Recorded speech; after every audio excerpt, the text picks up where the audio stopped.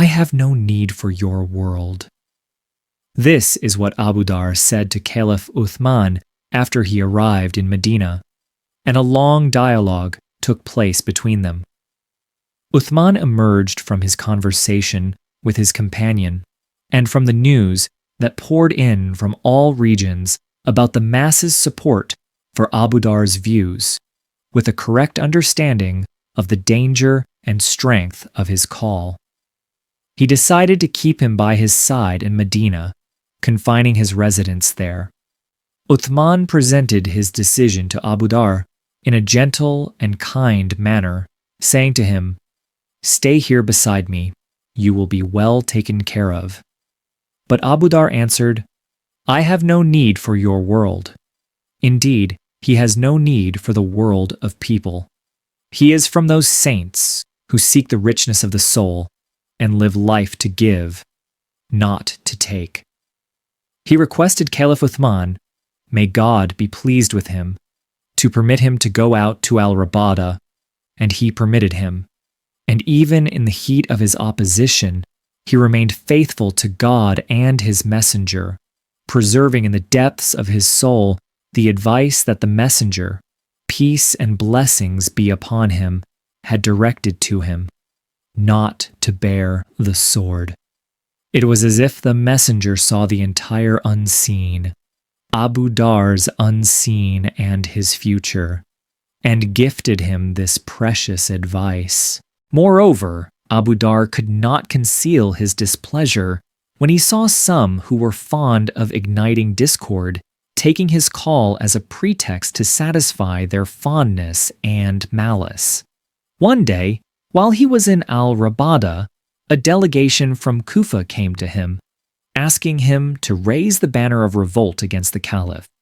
He rebuked them with decisive words. "By God, even if Uthman were to crucify me on the tallest, most rugged tree, I would listen, obey, be patient, anticipate reward from God, and see that is good for me. And if he were to banish me between the east and west horizons, I would listen, obey, be patient, anticipate reward from God, and see that is good for me. And if he were to return me to my home, I would listen, obey, be patient, anticipate reward from God, and see that as good for me. That is a man who seeks no worldly gain, and therefore God bestowed upon him the light of insight.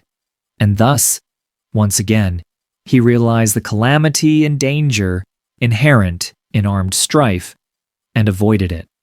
Just as he realized the calamity and danger inherent in silence, and avoided it too. He raised his voice, not his sword, with the word of truth and the language of sincerity, without temptations to entice him, nor consequences to deter him. Abu Dhar devoted himself to honest opposition and asceticism. He would spend his entire life scrutinizing the errors of governance and the errors of wealth. For governance and wealth possess an allure and temptation that Abu Dhar feared for his brothers who carried the banner of Islam with their messenger, peace and blessings be upon him, and who must remain carrying it. Governance and wealth are also the lifeblood of the nation and communities.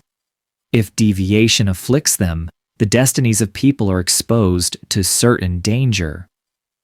Abu Dhar wished that the companions of the messenger would not assume any emirate or accumulate wealth, and that they would remain as they were, pioneers of guidance and worshippers of God. He knew the ferocity of the world and the ferocity of wealth, and he understood that Abu Bakr and Umar would not be repeated. And he had often heard the Prophet, peace and blessings be upon him, warn his companions against the allure of emirate, saying about it, "It is a trust, and it is, on the day of resurrection, disgrace and regret, except for the one who takes it rightfully and fulfills what is due upon him in it."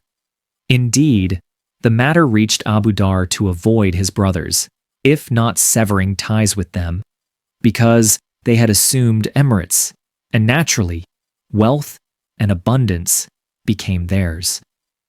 Abu Musa al-Ash'ari met him one day, and no sooner did he see him than he opened his arms to him, shouting with joy at meeting him, "Welcome, Abu Dhar! Welcome, my brother." But Abu Dhar pushed him away, saying, "I am not your brother. Rather, I was your brother before you became a governor and an emir." Similarly, Abu Huraira met him one day and embraced him, welcoming him. But Abu Dhar pushed him away with his hand and said to him, "Get away from me. Aren't you the one who assumed emirate, then built tall structures and acquired livestock and crops?" And Abu Huraira went on to defend himself and clear his name from those rumors. Abu Dhar may seem to be exaggerating in his stance on governance and wealth. However, Abu Dhar has his own logic, shaped by his sincerity with himself and with his faith. Abu Dhar stands with his dreams and deeds, with his behavior and visions, at the level that the Messenger of God and his two companions left for them, Abu Bakr and Umar. And if some see that level as idealism that cannot be attained, Abu Dhar sees it as a model that outlines the path of life and work, especially for those men who lived in the era of the Messenger, peace be upon him, prayed behind him, strived with him, and pledged allegiance to him to listen and obey. He also realizes with his enlightened awareness the profound impact of governance and wealth on people's destinies. Therefore, any flaw that affects the integrity of governance or the justice of wealth constitutes a danger that must be refuted and opposed. And Abu Dhar lived as long as he could, carrying the banner of the great example of the Messenger, peace be upon him, and his two companions, faithful to it, guarding it. He was a master in the art of overcoming the temptations of emirate and wealth. The emirate of Iraq was offered to him, but he said, "No, by God, you will never sway me with your world." His companions saw him one day wearing an old garment and asked him, "Do you not have a garment other than this? I saw you with 2 new garments a few days ago."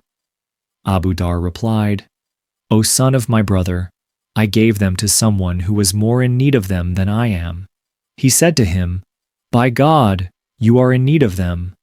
Abu Dhar replied, "May God forgive you, you magnify the world. Do you not see this cloak upon me? And I have another for Friday prayers, and I have a goat that I milk, and a donkey that I ride. So what blessing is better than what we are in?" And he sat one day narrating and saying, "My beloved friend," referring to the Prophet Muhammad, "enjoined 7 things upon me. He commanded me to love the poor and to draw near to them. And he commanded me to look at those who are below me in material possessions, and not to look at those who are above me. And he commanded me not to ask anyone for anything. And he commanded me to maintain kinship ties. And he commanded me to speak the truth, even if it is bitter. And he commanded me not to fear the blame of anyone in the cause of God. And he commanded me to frequently say, 'There is no might nor power except by God.' And he lived according to this injunction and shaped his life in accordance with it, until he became a conscience among his people and his nation. And Imam Ali, may God be pleased with him, says, 'Today there is no one left who does not care about the blame of the blamer in the cause of God other than Abu Dhar. He lived opposing the exploitation of governance and the monopoly of wealth. He lived refuting falsehood and establishing truth.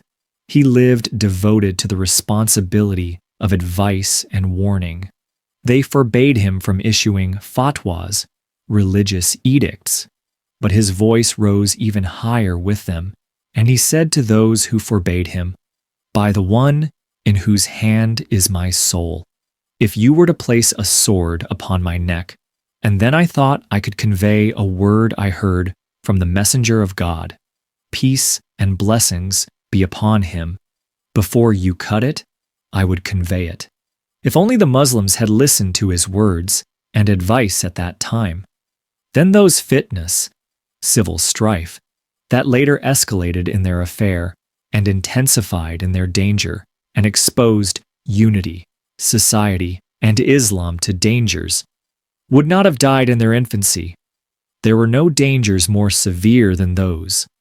And now, Abu Dhar is facing the throes of death in Al-Rabada, the place he chose to reside in after his disagreement with Uthman. May God be pleased with him.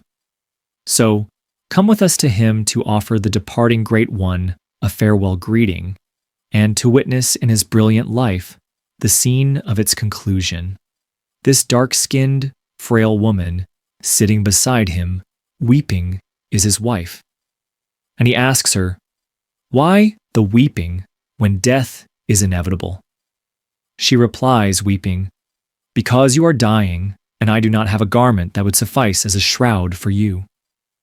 "Do not weep, for I heard the messenger of God, peace and blessings be upon him, say one day while I was with him in a gathering of his companions, 'A man among you will surely die in a desolate place on earth, witnessed by a band of believers.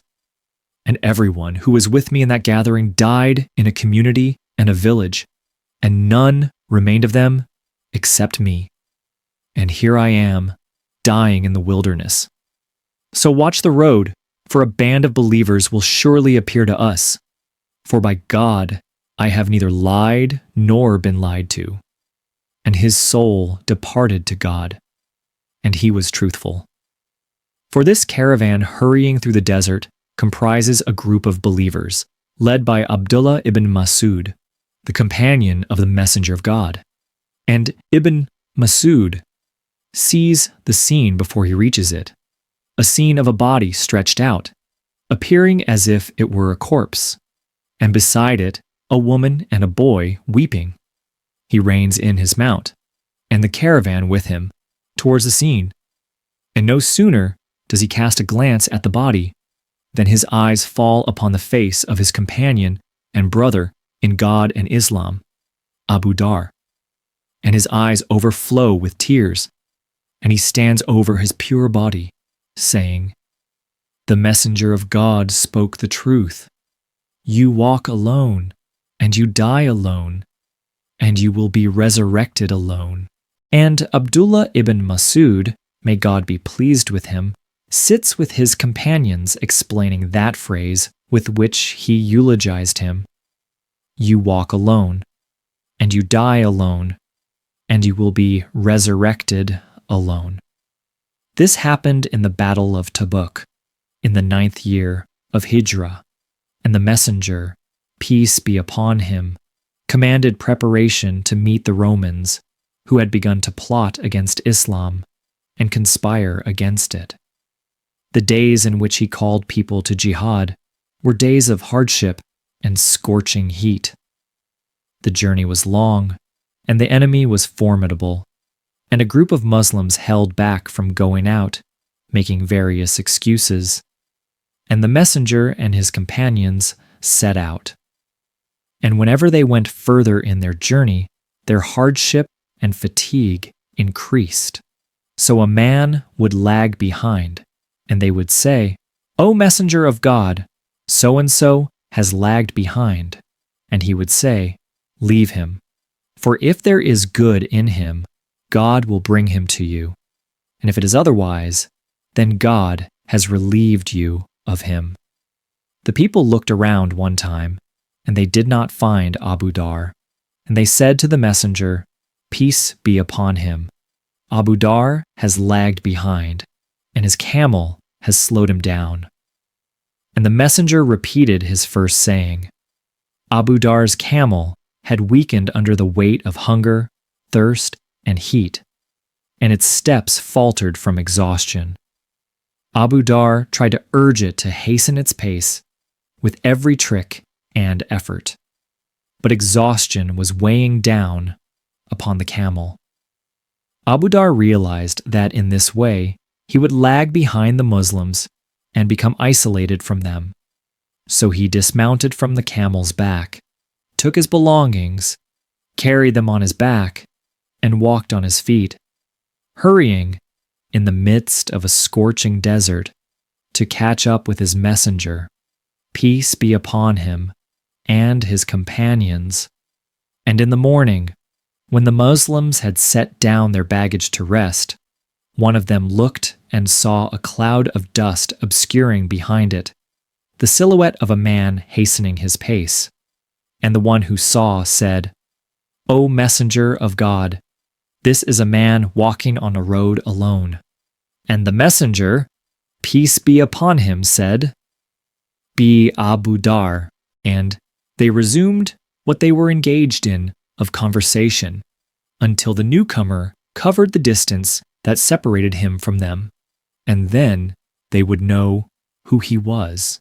And the venerable traveler began to approach them slowly, uprooting his steps from the scorching sand with difficulty, and his burden upon his back with steadiness. But he was delighted and joyful because he had caught up with the blessed caravan and had not lagged behind the messenger of God and his fellow mujahideen. And when he reached the front of the caravan, their voices exclaimed, "O messenger of God, it is indeed Abu Dhar." And Abu Dhar walked towards the messenger.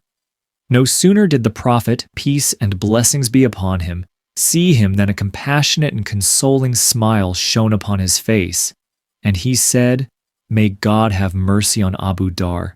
He walks alone, and he dies alone, and he will be resurrected alone." And 20 years or more after this day, Abu Dhar died alone in the wilderness of Al-Rabada, after he had lived his entire life alone on a path that no one surpassed him in, and he was resurrected in history alone in the greatness of his asceticism and the heroism of his steadfastness. And he will surely be resurrected with God alone as well, because the multitude of his virtues will not leave space beside him for anyone else. Before you close this video, I want to ask you one question. Do you think these stories deserve to reach someone who's feeling lost right now? If your answer is yes, then do this immediately. 1. Tap like. It takes 1 second. 2. Write yes in the comments. Why? YouTube's algorithm cares about your comment more than your view. Your yes could literally place this video in front of a heart that needs it. I'll read every single comment. Don't just watch. Be the reason someone finds light today.